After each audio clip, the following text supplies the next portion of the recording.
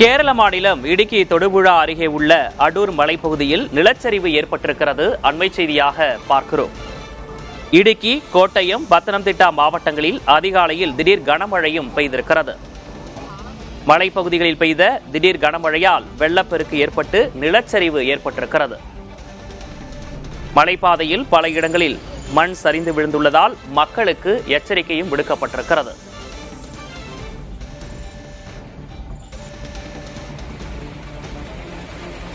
கேரள மாநிலம் இடுக்கி தொடுபுழா அருகே உள்ள அடூர் மலைப்பகுதியில் நிலச்சரிவு ஏற்பட்டிருக்கிறது. இடுக்கி, கோட்டயம், பத்தனம்திட்டா மாவட்டங்களில் அதிகாலையில் திடீரென கனமழையும் பெய்திருக்கிறது.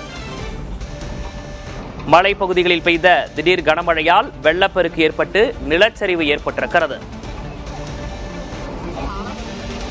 மலைப்பாதையில் பல இடங்களில் மண் சரிந்துள்ளதால் மக்களுக்கு எச்சரிக்கையும் கொடுக்கப்பட்டிருக்கிறது.